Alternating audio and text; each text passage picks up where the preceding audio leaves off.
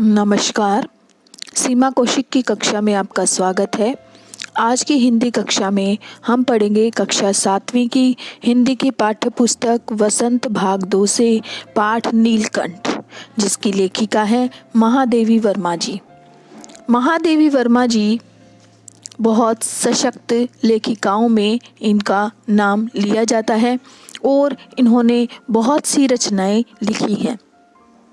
लेकिन इनकी एक और विशेषता थी कि इन्होंने अपने घर में बहुत से पशु पक्षियों को पाल रखा था और उनको बहुत अच्छे से रखती थी। इसी तरह उन्होंने उन पशु पक्षियों के बारे में बहुत सी रचनाएं लिखी हैं, जैसे उनकी गायें थी, गाय के बारे में, हिरनी के बारे में। इसी प्रकार आज का जो पाठ है हमारा वो है नीलकंठ नाम के मोर के बारे में। महादेवी वर्मा ने इसमें नीलकंठ के बारे में बहुत सुंदर वर्णन किया है कि जब महादेवी वर्मा मोर मोरनी के एक जोड़े को बहुत छोटे थे, उनको वो अपने साथ ले आती है और उस मोर का नाम रखती है नीलकंठ और उसके साथ जो मोरनी होती है उसका नाम रखती है राधा। लेकिन नीलकंठ और राधा के जीवन में तूफान आ जाता है जब कुब्जा नाम की एक मोरनी उनके जीवन में आ जाती है, और किस प्रकार वो उनके जीवन में तूफान लाती है और अंत में नीलकंठ मर जाता है, उसकी मृत्यु हो जाती है। और बहुत मार्मिक चित्रण किया है पशु पक्षियों के जीवन का महादेवी वर्मा जी ने। तो ये एक रेखा चित्र के रूप में उन्होंने लिखा है, जिसमें उन्होंने जीव जंतुओं के प्रति अपने प्रेम, अपने लगाव के बारे में बताया है। उन्होंने अपने घर में ही एक चिड़ियाखाना या चिड़ियाघर खोल रखा था। उसमें पक्षी, जानवर जो भी थे सभी मिलजुल कर रहते थे, मानो वो एक परिवार के सदस्य ही हों।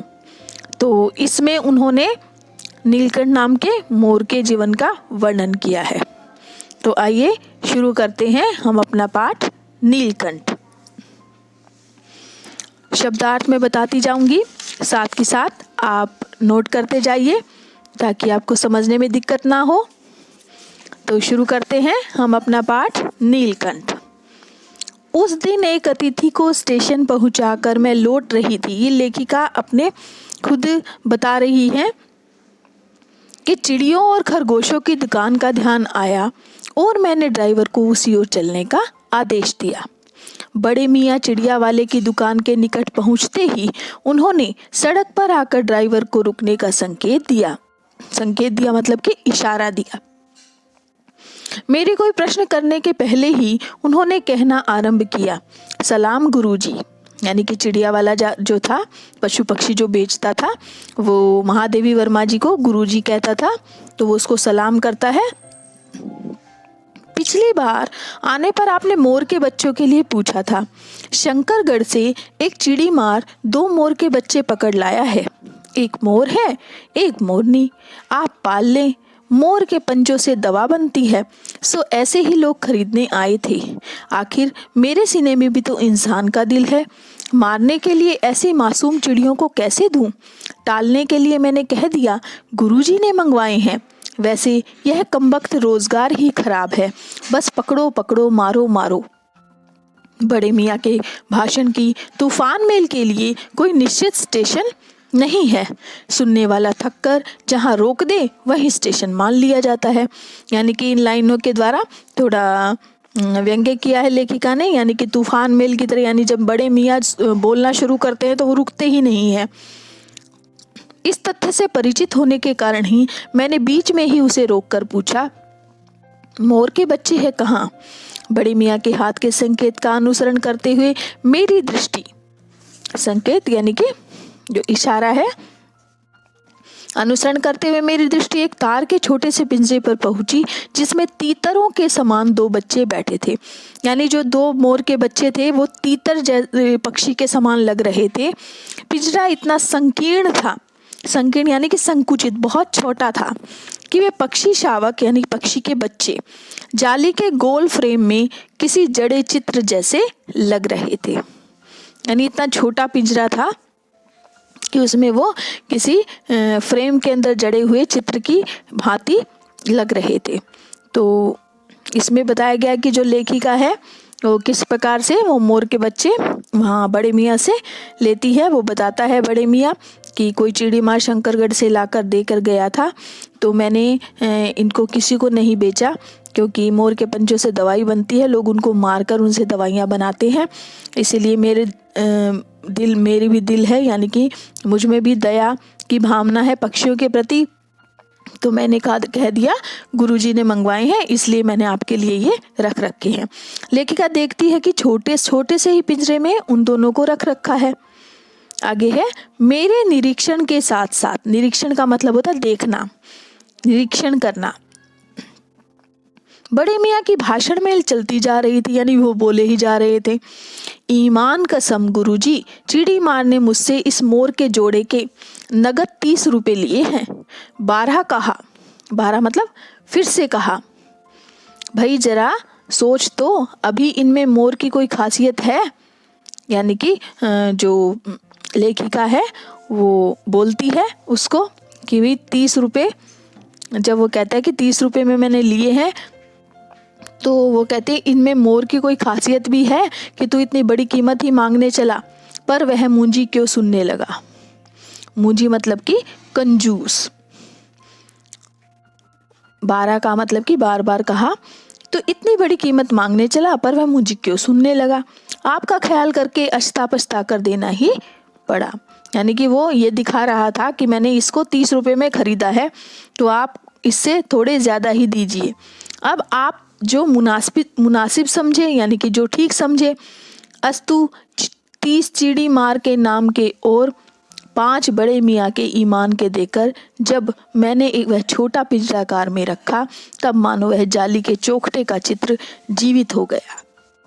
यानी कि 30 के ऊपर 5 रुपये और मिलाकर उन्होंने 35 रुपये में वो उससे खरीद लिया। और जब वो कार में रखती है तो ऐसा लगता है कि वो मोर के चित्र जैसे जो लग रहे थे वो एकदम से जीवित हो उठे हो। दोनों पक्षी शावकों के छटपटाने से लगता था मानो पिंजरा हो और सजीव और उड़ने योग्य हो गया हो। घर पहुंचने पर सब कहने लगे तीतर है, मोर कहकर ठग लिया है। यानी वो छोटे थे तो तीतर पक्षी के समान लगते थे, तो सब कहने लगे ये तो तीतर है, उसने तो आपको ठग लिया है। कदाचित अनेक बार ठगे जाने के कारण ही ठगे जाने की बात मेरे चिढ़ जाने की दुर्बलता बन गई है। यानी कि लेखिका बता रही है कि पहले भी मैं इसी तरह कई बार ठगी गई हूँ पशु पक्षियों को खरीदने के नाम पर, लेकिन अब मतलब मैं चिढ़ती हूँ, वो मेरी कमजोरी बन गई है, तो इससे मुझे कोई फर्क नहीं पड़ता है। अप्रसन्न होकर मैंने कहा, मोर के क्या सुरखाब के पर लगे हैं? सुरखाब यानी कि सुंदर पक्षी, सुरखाब नाम का पक्षी होता है कि सुरखाब के पर लगे हैं। है तो पक्षी ही, चिढ़ा दिया जाने के कारण ही संभवतः उन दोनों पक्षियों के प्रति मेरे व्यवहार और यत्न में कुछ विशेषता आ गई। यानी कि लोगों ने मुझे चिढ़ा दिया कह कर कि आपको ठग लिया, तो उन पक्षियों के प्रति मेरे व्यवहार में कुछ विशेषता आ गई, यानी और अच्छी प्रकार से मैं उनको रखने लगी। पहले अपने पढ़ने लिखने के कमरे में उनका पिंजरा रखकर उसका दरवाजा खोला, फिर 2 कटोरों में सत्तू की छोटी छोटी गोलियां और पानी रखा। वे दोनों चूहेदानी जैसे पिंजरे से निकलकर कमरे में मानो खो गए, कभी मेज के नीचे घुस गए, कभी अलमारी के पीछे। अंत में इस लुका छिपी से थककर उन्होंने मेरी रद्दी कागजों की टोकरी को अपने नए बसेरे का गौरव प्रदान किया। यानी कि लेखिका ने उन्हें अपने कमरे में रखा तो वो इधर उधर घूमते रहते थे। 2-4 दिन वे इसी प्रकार दिन में इधर उधर गुप्तवास करते, यानी छुप छुपा कर रहते वहाँ पर, और रात में रद्दी की टोकरी में प्रकट होते रहे। यानी वहाँ पर रद्दी की टोकरी में वो सोते थे रात को। फिर आश्वस्त हो जाने पर कभी मेरी मेज पर, कभी कुर्सी पर और कभी मेरे सिर पर अचानक आविर्भूत होने लगे। आविर्भूत का अर्थ होता है प्रकट होने लगे। आविर्भूत प्रकट होने लगे यानी कि अचानक से कहीं से भी निकल आते थे वो। खिड़कियों में तो जाली लगी थी, पर दरवाजा मुझे निरंतर बंद रखना पड़ता था। खुला रहने पर चित्रा नाम की एक लेखिका की बिल्ली है। इन नवागंतुकों, नवागंतुक यानी कि नए मेहमान, का पता लगा सकती थी। यानी लेखिका को डर था कि चित्रा नाम की बिल्ली इनको खा जाएगी, मार देगी, और तब उनके शोध का क्या परिणाम होता यह अनुमान करना कठिन नहीं है। यानी कि उसकी खोज का, शोध यानी खोज करना, उसका क्या रिजल्ट निकलता ये अनुमान करना कठिन नहीं। यानी कि चित्रा नामक बिल्ली को अगर भनक लग जाती तो वो इनको मार देती। वैसे वह चूहों पर भी आक्रमण नहीं करती। यानी कि लेखिका बता रही कि वो बहुत शांत है, लेकिन चूहों को भी नहीं मारती। लेकिन फिर भी लेखिका को डर था। यहाँ तो दो सर्वथा है, परिचित पक्षियों की अनधिकार चेष्टा का प्रश्न था। उसके लिए दरवाजा बंद रहे और ये दोनों ऐसे ऐरे गहरे मेरी मेज को अपना सिंहासन बना ले। यह स्थिति चित्रा जैसी अभिमानिनी मार्जारी के लिए असह्य ही कही जाएगी, क्योंकि सारे पशु पक्षी जो थे लेखिका को प्यार करते थे। तो लेखिका को लगा ये नए मेहमान आए हैं तो वो इनका मैं ज़्यादा ख्याल रख रही हूँ, मेरे कमरे में इस तरह से रहते हैं, तो हो सकता है कि वो चिढ़ जाए। यानी चित्रा नाम की अभिमानिनी यानी कि घमंडी मार्जारी यानी कि बिल्ली, उसके लिए ये सहन करना ऐसा है, यानी कि सहन करना मुश्किल हो जाएगा। किस प्रकार ये मोर के बच्चों का मैं ध्यान रख रही हूँ, इसलिए वो कह रही कि उनको बचाना ही ठीक है। जब मेरे कमरे का कायाकल्प चिड़ियाखाने के रूप में होने लगा, यानी कि मेरा कमरा था, अब वो मोर मोरनी के जो बच्चे थे, वो मोर के बच्चे थे, वो उसकी वजह से वो मेरा जो कमरा है वो चिड़ियाखाने के रूप में बदलने लगा था। तब मैंने बड़ी कठिनाई से दोनों चिड़ियों को पकड़कर जाली के घर पर बड़े घर में पहुंचाया, जो मेरे जीव जंतुओं का सामान्य निवास है। बाद में जो उनका जाली घर था जहाँ पशु पक्षी वहाँ रहते थे, वहाँ पर लेखिका उनको भेज देती है। दोनों नव आगंतुकों ने पहले से रहने वालों में वैसा ही कुतूहल जगाया। कुतूहल यानी कि उनको इस तरह से उसमें हैरानी, जैसे कि नए किसी मेहमान को देखकर दूसरे पशु पक्षी हैरान होने लगे, तो उन्होंने कौतूहल जगाया, हैरानी जगाई, जैसा नव वधू के आगमन पर परिवार में स्वाभाविक है। जैसे कोई नई नवेली दुल्हन आती है तो परिवार में कौतूहल होता है उससे बात करने का कि वो कैसी होगी। तो इसी प्रकार वो जब नए मेहमान मोर मोरनी के जो है मोर के बच्चे आए, तो वैसा ही कुतूहल, वैसी ही हैरानी, जिज्ञासा दूसरे पशु पक्षियों के मन में आई। लक्का कबूतर नाचना छोड़कर दौड़ पड़े और उसके चारों ओर घूम घूम कर गुटर गू की रागिनी अलापने लगी। इसी प्रकार बड़े खरगोश सभ्य सभासदों के समान क्रम से बैठकर गंभीर भाव से उनका निरीक्षण करने लगे। ऊन की गेंद जैसे छोटे खरगोश उनके चारों ओर उछल कूद मचाने लगे। तोते मानो भली भांति देखने के लिए एक आंख बंद करके उनका परीक्षण करने लगे, यानी कि परीक्षण करना, जांच करना। उस दिन मेरे चिड़ियाघर में मानो भूचाल आ गया, तूफान आ गया। यानी कि जो जितने भी थे, लक्का नाम का कबूतर था, वो चारों तरफ घूम कर गुटर गु करके उसका जैसे निरीक्षण कर रहा हो। खरगोश है वो आराम से जैसे राजा की सभा में बैठे हैं सभासद, उसके समान बैठकर वो जैसे गंभीर भाव से उनका निरीक्षण कर रहा हो, जांच कर रहा हो। इसी प्रकार छोटे छोटे खरगोश हैं, उनके चारों ओर उछल कूद करने लगे। और इसी प्रकार तोते हैं, वो एक आंख बंद करके उनका जांच परीक्षण करने लगे। तो इस तरह से जो लेखिका के जाली घर में है, ऐसा लगा कि भूचाल आ गया है। धीरे धीरे दोनों मोर के बच्चे बढ़ने लगे। उनका कायाकल्प वैसे ही क्रमशः और रंगमय था जैसे इल्ली से तितली का बनना। यानी कि जो तितली होती है, शुरू में इल्ली होती है, जैसे कैटरपिलर होता है, उसके बाद वो तितली की अवस्था में आता है। तो कोई सोच भी नहीं सकता कि इस प्रकार से तितली बनती है। तो इसी प्रकार वो भी जो तीतर के बच्चे जैसे लग रहे थे, वो भी धीरे धीरे अब बदलने लगे थे।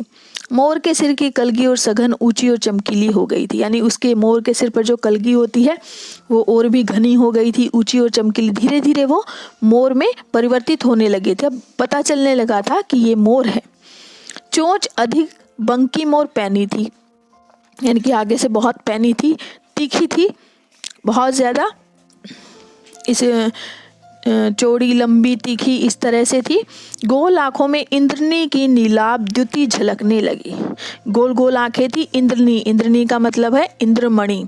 नीलाभ यानी कि नीली चमक वाली, नीली चमक वाली। द्युति यानी कि बिजली, चमक।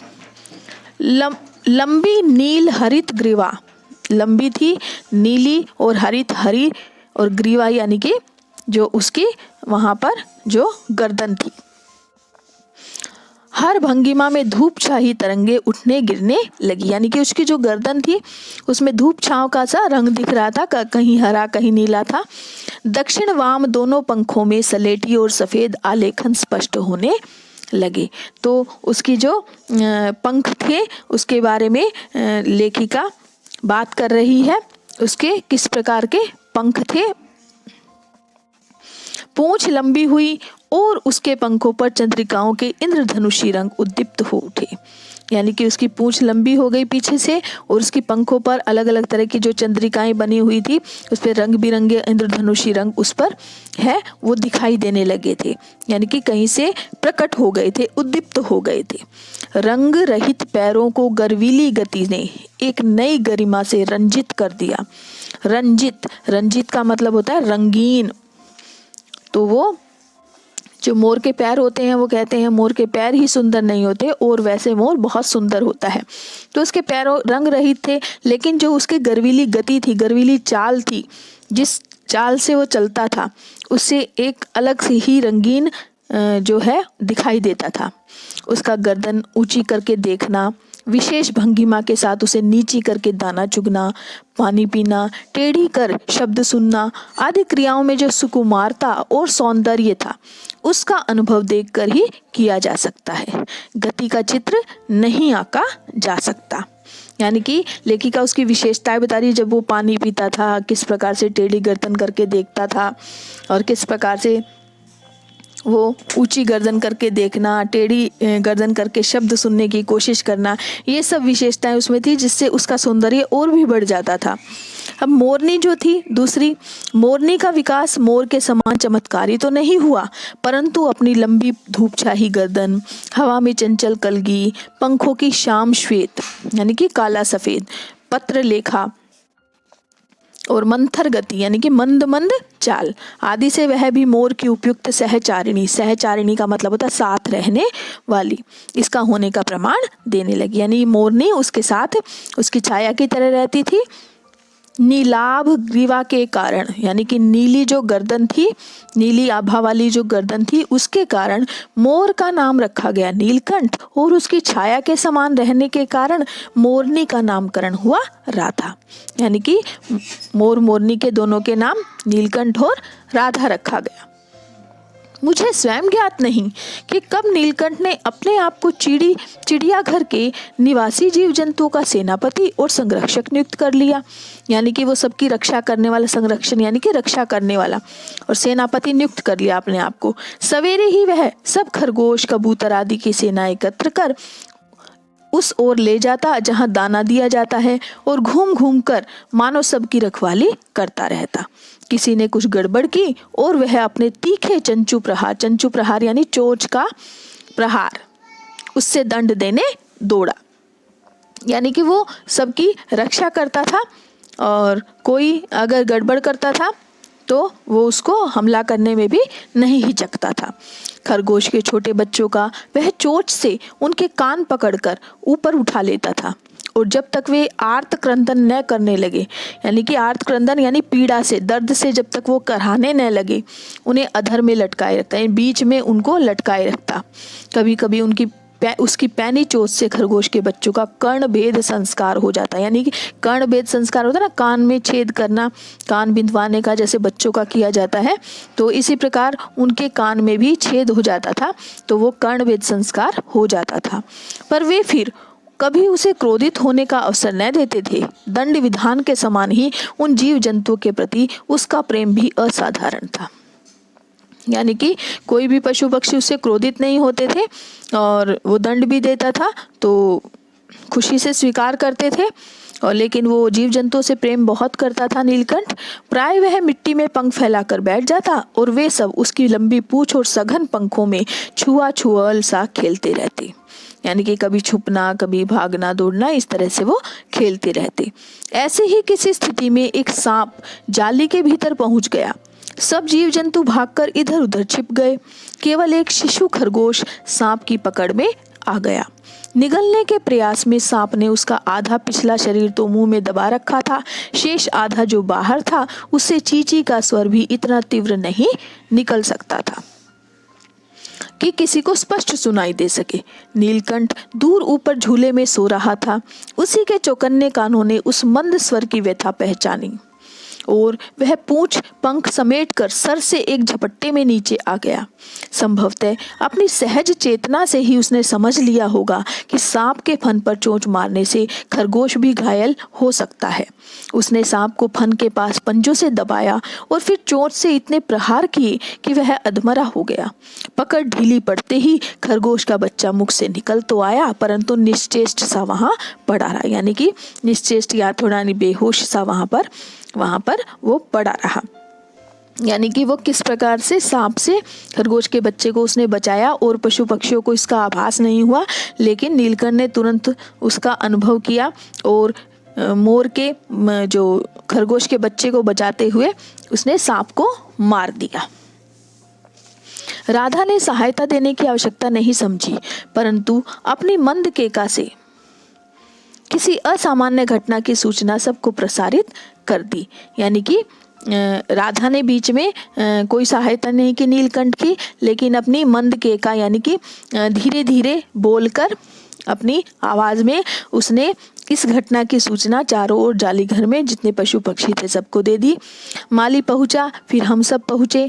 नीलकंठ जब सांप के 2 खंड कर चुका यानी 2 टुकड़े कर चुका, तब उस शिशु खरगोश के पास गया और रात भर उसे पंखों के नीचे उष्णता देता रहा, यानी अपने पंख फैलाकर उसके नीचे उसको गर्मी देता रहा। कार्तिकेय ने अपने युद्ध वाहन के लिए मयूर को क्यों चुना होगा, यह उस पक्षी का रूप और स्वभाव देखकर समझ में आ जाता है। कार्तिकेय कौन है? भगवान शिव और पार्वती का पुत्र। तो जो कार्तिकेय का वाहन है वो मोर कहा जाता है। मोर की नीलकंठ की इस तरह से साहस को देखकर, उसकी विशेषता को देखकर, उसके प्यार को देखकर वो सोच रही थी लेखिका कि शायद कार्तिकेय ने अपने युद्ध वाहन के लिए मयूर को इसलिए चुना होगा कि उसमें ये विशेषताएं होती हैं। मयूर कला प्रिय वीर पक्षी है, हिंसक मात्र नहीं। यानी कि वो कला प्रिय भी है, केवल हिंसक मात्र नहीं है, केवल मारने वाला पक्षी नहीं है। इसी से उसे बाज, चील आदि की श्रेणी में नहीं रखा जा सकता, जिनका जीवन ही क्रूर कर्म है। यानी कि मोर ज़रूर कीड़े मकोड़े, सांप आदि इन चीज़ों को खाता है, लेकिन फिर भी वो बाज और चील की श्रेणी में इसलिए नहीं रखा जाता क्योंकि वो कलाप्रिय और वीर पक्षी भी माना जाता है, इसलिए उनको उनकी श्रेणी से अलग रखा जाता है। नीलकंठ में उसकी जातिगत विशेषताएं तो थी ही, उसका मानवीकरण भी हो गया था। मेघों की सांवली छाया में अपने इंद्रधनुष के गुच्छे जैसे पंखों को मंडलाकार बनाकर यानी कि फैलाकर वो जब वह नाचता था तब उस नृत्य में एक सहजात लय ताल रहता था। आगे पीछे दाहिने बाएं क्रम से घूमकर वह किसी अलक्ष्य सम पर ठहर जाता था। यानी कि किस प्रकार पंख फैलाकर वो नृत्य करता था, इसका वर्णन लेखिका कर रही है। राधा नीलकंठ के समान नहीं नाच सकती थी, परंतु उसकी गति में भी एक छंद रहता था।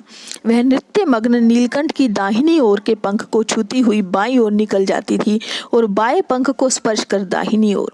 इस प्रकार उसकी परिक्रमा में भी एक पूरक ताल परिचय मिलता था। यानी कि नीलकंठ के नृत्य की ताल से ताल मिलाकर राधा भी उसके आगे पीछे इस प्रकार से घूमती थी जैसे कि वो भी उसके साथ नृत्य कर रही हो।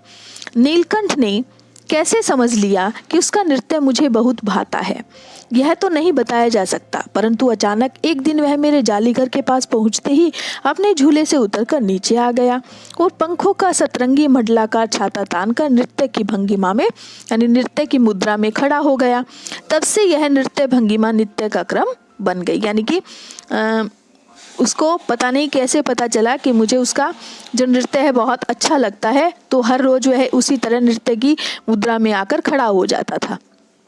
प्राय मेरे साथ कोई ना कोई विदेशी अतिथि भी पहुंच जाता था और नीलकंठ की मुद्रा को अपने प्रति सम्मान पूर्वक समझकर विस्मयाभिभूत हो जाता था। विस्मयाभिभूत यानी कि हैरान हो जाता था, हैरान करने वाला हो जाता था।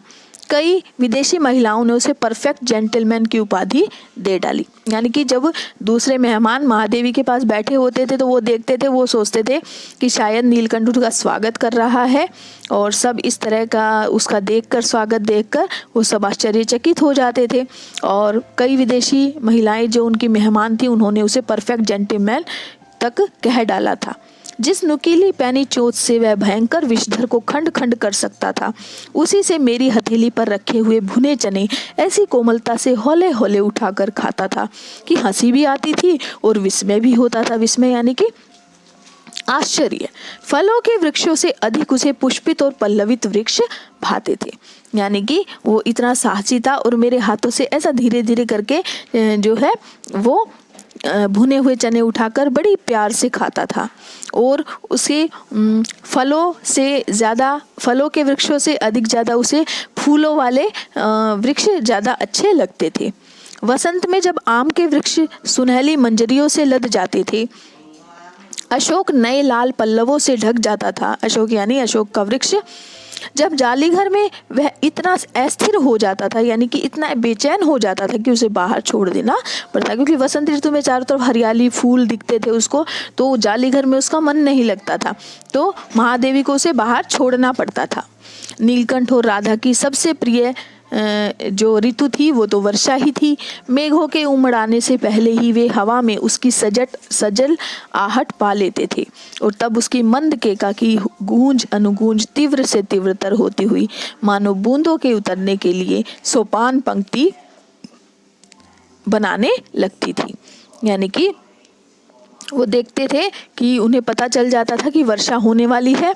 मेघ के गर्जन के ताल पर ही उसके तन में नृत्य का आरंभ होता, और फिर मेघ जितना अधिक गरजता, बिजली जितनी अधिक चमकती, बूंदों की रिमझिमाहट जितनी तीव्र होती जाती, नीलकंठ के नृत्य का वेग उतना ही अधिक बढ़ता जाता, और उसकी केका का स्वर उतनी ही मंद्र मंद्रतर होता जाता।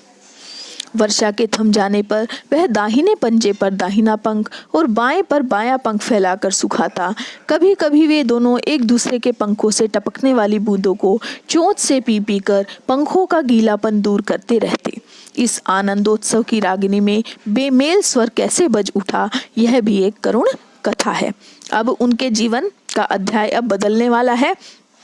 किस प्रकार वो दोनों प्यार से रहते थे, लेकिन उनके आनंदोत्सव या खुशी के जो उत्सव है, त्योहार है, उसके अंदर बेमेल स्वर कैसे बज उठा, बिना मेल का स्वर कैसे आ गया, ये भी एक करुण कहानी है। अब आगे उनके जीवन में दुख कैसे आया वो हम आगे पढ़ेंगे। एक दिन मुझे किसी कार्य से नखास कोने से निकलना पड़ा और बड़े मियाँ ने पहले के समान कार को रोक दिया। यानी कि जहाँ लेखिका पहले जाती थी वहीं बड़े मियाँ जहाँ बेचते थे पशु पक्षी, वहीं से वो निकल रही थी, तो रोक लेते हैं बड़े मियाँ। एक बार किसी पिंजड़े की ओर नहीं देखूंगी, इस बार किसी पिंजड़े की ओर नहीं देखूंगी, यह संकल्प करके मैंने बड़े मियाँ की विरल दाढ़ी और सफ़ेद डोरे से कान में बंधी ऐनक को ही अपने ध्यान का केंद्र बनाया। पर बड़े मियाँ के पैरों के पास जो मोरनी पड़ी थी उसे अनदेखा करना कठिन था। मोरनी राधा के समान ही थी। उसके मूंज से बंधे दोनों पंजों की उंगलियां टूटकर इस प्रकार एकत्रित हो गई थी कि वह खड़ी ही नहीं हो सकती थी। यानी वहाँ पर एक मोरनी थी जिसका पैर का जो एक पंजा है वो टूटा हुआ था। बड़े मियाँ की भाषण में फिर दौड़ने लगी। देखिए गुरुजी, कमबख्त चिड़ी मारने बेचारी का क्या हाल किया है। ऐसे कभी चिड़िया पकड़ी जाती है? आप न आई होती तो मैं उसी के सिर पर इसे पटक देता, पर आपसे भी यह अधमरी मोरनी ले जाने को कैसे कहूँ। सारांश यह है कि 7 रुपये देकर मैं उसे अगली सीट पर रखवा कर घर ले आई, और एक बार फिर मेरे पढ़ने लिखने का कमरा अस्पताल बना। पंजों की मरहम पट्टी और देखभाल करने पर वह महीने भर में अच्छी हो गई। उंगलियां वैसी ही टेढ़ी मेढ़ी रही, परंतु वह ठूठ जैसे पंजों पर डगमगाती हुई चलने लगी। तब उसे जालीघर में पहुंचाया गया और नाम रखा गया कुब्जा, यानी कि नाम के अनुरूप उसे कुब्जा नाम दिया गया। तो वो मोरनी अब नीलकंठ और राधा के जीवन में क्या तूफान मचाने वाली थी। यह स्वभाव से भी कुब्जा ही प्रमाणित हुई। अब तक नीलकंठ और राधा साथ रहते थे, अब कुब्जा उन्हें साथ देखते ही मारने दौड़ती। चोंच से मार मार कर उसे राधा की नोच डाली, पंख नोच डाले। कठिनाई यह थी कि नीलकंठ उससे दूर भागता था और वह उसके साथ रहना चाहती थी। न किसी जीव जंतु से उसकी मित्रता थी, न वह किसी को नीलकंठ के समीप आने देना चाहती।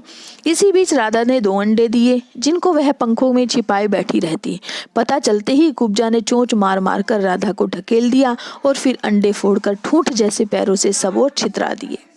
इस कलह कोलाहल से और उससे भी अधिक राधा की दूरी से बेचारे नीलकंठ की प्रसन्नता का अंत हो गया। कई बार वह जाली के घर से निकल भागा। एक बार कई दिन भूखा प्यासा आम की शाखाओं में छिपा बैठा रहा, जहां से बहुत पुचकार कर मैंने उतारा। एक बार मेरी खिड़की के शेड पर छिपा रहा। यानी कि अब वो कुब्जा थी, वो राधा नीलकंठ के पास किसी पशु पक्षी को आने नहीं देती थी, ना किसी पशु पक्षी से उसकी मित्रता थी, और राधा के अंडे भी तोड़ देती है वो। अब नीलकंठ बहुत उदास रहने लगता है राधा से दूर होकर, तो कई बार वो भाग निकलता था वहाँ से। तो एक बार बता रही है, मेरा दाना देने जाने पर वह सदा की भांति पंखों को मंडलाकार बनाकर खड़ा हो जाता था। यानी कि लेखिका जब दाना देती थी वह अपने पंखों को फैलाकर खड़ा हो जाता था, पर उसकी चाल में थकावट और आंखों में एक शून्यता रहती थी। यानी कि वो बहुत उदास रहने लगा था। अपनी अनुभवहीनता के कारण ही मैं आशा करती रही कि थोड़े दिन बाद सब में मेल हो जाएगा।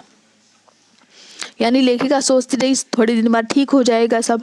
अंत में 3-4 मास के उपरांत, यानी 3-4 महीने के बाद एक दिन सवेरे जाकर देखा कि नीलकंठ पूंछ फैलाए धरती पर उसी प्रकार बैठा हुआ है जैसे खरगोश के बच्चों को पंखों में छिपाकर बैठता था।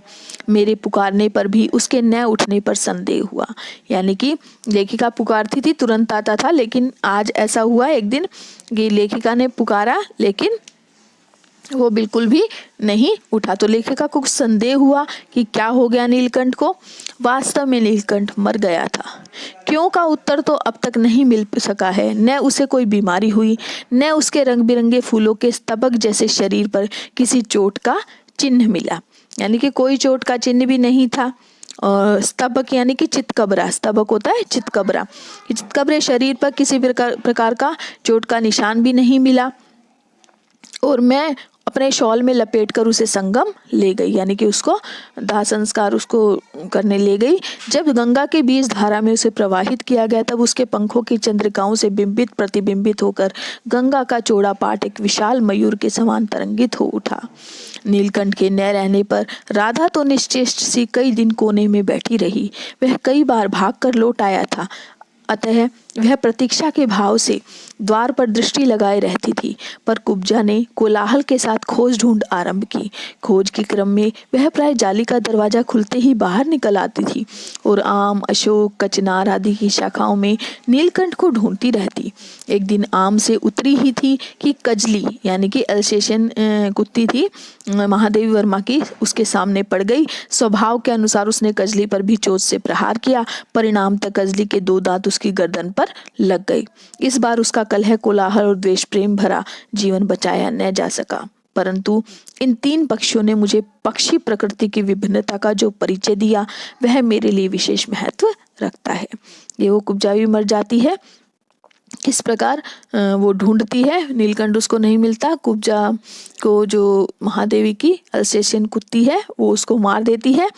और महादेवी बता रही हैं कि इन पक्षियों ने उसे, पक्षियों का जो स्वभाव है, क्योंकि 3 थे उनके पास, मोर, राधा, नीलकंठ और कुब्जा, लेकिन तीनों का स्वभाव एक दूसरे से बिल्कुल अलग था।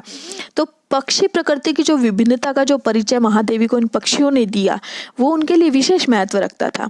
अब राधा अब प्रतीक्षा में ही दुकेली है, यानी कि वो प्रतीक्षा यादों में ही वो नीलकंठ के साथ है। आषाढ़ में जब आकाश मेघाच्छन्न हो जाता है, यानी मेघों से, बादलों से भर जाता है, तब वह कभी ऊंचे झूले पर और कभी अशोक की डाल पर अपनी केका को तीव्रतर करके नीलकंठ को बुलाती रहती है। यानी राधा को आज भी नीलकंठ का इंतजार है। तो आपको ये पाठ अच्छी प्रकार से समझ आया हुआ। अब इसके जो प्रश्न है वो कर लेते हैं। पहला प्रश्न है, मोर मोरनी के नाम किस आधार पर रखे गए? मोर की गर्दन नीली होने के कारण उसका नाम नीलकंठ हुआ, और मोरनी सदैव उसकी छाया की तरह रहती थी तो उसके कारण उसका नाम राधा पड़ा। फिर दूसरा प्रश्न है देखिए, जाली के बड़े घर में पहुंचने पर मोर के बच्चों का किस प्रकार स्वागत हुआ। कैसे स्वागत हुआ कि दो नए मेहमान देखकर जानवरों में कौतूहल हुआ। जैसे नववधु का स्वागत करते हैं वैसे सब प्रसन्न थे और सब इस बात को देखना चाहते थे कि नए मेहमान कैसे हैं। सबसे पहले कबूतर नाचना छोड़कर दोनों के आगे पीछे घूमकर गुटरगू करने लगे, मानो उनका निरीक्षण कर अपनी सहमति प्रकट कर रहे हों। उसी प्रकार सारे खरगोश एक ही क्रम में शांत भाव से बैठकर सभासदों की भांति निरीक्षण कर रहे थे। यहाँ सभापदों लिखा हुआ है, सभासदों आएगा यहाँ पर। यहाँ आप देख सकते हैं सभापदों लिखा हुआ है, लेकिन यहाँ पर सभासदों आएगा। तो खरगोश के बच्चों के लिए तो खेलकूद का कार्यक्रम ही चल पड़ा था। वे इन दोनों के आसपास कूद रहे थे। तोते तो एक आंख बंद करके चुपचाप उनको देखकर अपनी तरफ से निरीक्षण में लगे थे। आगे प्रश्न है, लेखिका को नीलकंठ की कौन कौन सी चेष्टाएं बहुत भाती थी। अब बहुत सी चेष्टाएं थी लेखिका को आकर्षक लगती थी, लेकिन कुछ ऐसी चेष्टाएं थी जैसे मेघों की गर्जन, ताल पर उसका इंद्रधनुष के गुच्छे जैसे पंखों को मंडलाकार बनाकर तन में नृत्य करना, लेखिका के हाथों से हौले हौले चने उठाकर खाते समय उसकी चेष्टाएं हंसी और विस्मय उत्पन्न करती थी। इसी प्रकार नीलकंठ का दयालु स्वभाव और सबकी रक्षा करने की चेष्टा करना, ये सब नीलकंठ की बातें लेखिका को अच्छी लगती थी। फिर प्रश्न है, इस आनंदोत्सव की रागिनी में बेमेल स्वर कैसे बज उठा। वाक्य किस घटना की ओर से, ये वाक्य कुब्जा के आने की घटना की ओर संकेत करता है कि जब कुब्जा मोरनी के आने से पहले नीलकंठ, राधा और अन्य पशु पक्षी बाड़े में आराम से रह रहे थे, जिसे लेखिका ने आनंदोत्सव की रागिनी कहा है। परंतु कुब्जा मोरनी के आने से वहाँ अशांति फैल जाती है और स्वभाव से बेमेल मिलाप वाली थी, क्योंकि किसी से वो मित्रता नहीं रखती थी। ईर्ष्यालु प्रकृति की होने के कारण वह नीलकंठ और राधा को साथ न देख पाती थी। उसने राधा के अंडे भी तोड़ डाले थे और नीलकंठ अप्रसन्न रहने लगा। अंत में उसकी मृत्यु का कारण बना। आगे प्रश्न है देखिए, वसंत ऋतु में नीलकंठ के लिए जाली घर में रहना असहनीय क्यों हो जाता। क्योंकि वो बाहर देखता था हरा भरा सब आम के वृक्ष मंजरों से लद जाते, अशोक लाल पत्तों से ढक जाता, जिसे देखकर नीलकंठ के लिए जाली घर में रहना असहनीय हो जाता। उसे फलों के वृक्षों से भी अधिक सुगंधित खिले पत्तों वाले वृक्ष अच्छे लगते थे।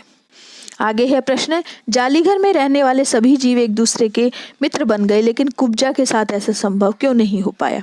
क्योंकि कुब्जा का स्वभाव मेल मिलाप वाला नहीं था, ईर्ष्यालु थी, झगड़ा करती रहती थी, अपनी चोंच से नीलकंठ के पास जाने वाले हर एक पक्षी को नोच डालती थी, किसी को भी नीलकंठ के पास आने नहीं देती थी। यहाँ तक कि उसने इसी ईर्ष्यावश राधा के अंडे भी तोड़ दिए थे। इसी कारण वह किसी के मित्र न बन सकी। आगे प्रश्न है, नीलकंठ ने खरगोश के बच्चों को सांप से किस तरह बचाया। इस घटना के आधार पर नीलकंठ के स्वभाव की विशेषताओं का उल्लेख कीजिए। इसमें दो प्रश्न हैं आपके, एक तो सांप से किस तरह बचाया वो बताना है, और फिर नीलकंठ की स्वभाव की विशेषताएं। एक बार जब वो है सांप पशुओं के जाली घर के भीतर पहुंच गया तो सब जीव जंतु इधर उधर भागकर छिप गए। केवल एक शिशु खरगोश सांप की पकड़ में आ गया। निगलने के प्रयास में सांप ने उसका आधा पिछला शरीर मुंह में दबा लिया। तो नन्हा खरगोश धीरे धीरे चींची कर रहा था, लेकिन आवाज इतनी तीव्र नहीं थी, किसी को स्पष्ट सुनाई दी। तो सोए हुए नीलकंठ ने जब यह मंद स्वर सुना तो वह झट से अपने पंखों को समेटता हुआ झूले से नीचे आ गया। उसने सावधानी से सांप के फन के पास पंजों से दबाया और फिर अपनी चोंच से इतने प्रहार किए उस पर किए कि वह अधमरा हो गया और फन की पकड़ ढीली होते ही खरगोश का बच्चा मुंह से निकल आया। इस प्रकार नीलकंठ ने खरगोश के बच्चे को सांप से बचाया। आगे अब हम नीलकंठ के स्वभाव की विशेषताएं करेंगे। क्या क्या थी विशेषताएं स्वभाव की। सबसे पहले सतर्कता, क्योंकि जालीघर के ऊंचे झूले पर सोते हुए भी वह खरगोश की मंद पुकार सुनकर उसे शक हो गया कि कोई प्राणी कष्ट में है, तो झट से झूले से नीचे उतरा, यानी सतर्क रहता था वो। साहसी और वीर। साहसी कैसे था, अकेले ही उसने सांप से खरगोश के बच्चे को बचाया और सांप के दो टुकड़े कर दिए, जिससे उसके साहस और वीरता का पता चलता है। एक तीसरा है रक्षक। रक्षक कैसे हैं, खरगोश को मौत के मुंह से बचाकर नीलकंठ ने सिद्ध कर दिया कि वह रक्षक है। दयालु। दयालु जब खरगोश के बच्चे को सारी रात अपने पंखों में छिपाकर ऊष्मा देता रहा, जिससे उसके दयालु होने का पता चलता है। आशा करती हूँ आपको ये पाठ, इसके प्रश्नोत्तर अच्छी प्रकार से समझ आए होंगे। इस वीडियो को बार बार देखिए, सुनिए और अपनी बुक से भी इस पाठ को पढ़िए, आपको अच्छे से समझ आ जाएगा। धन्यवाद।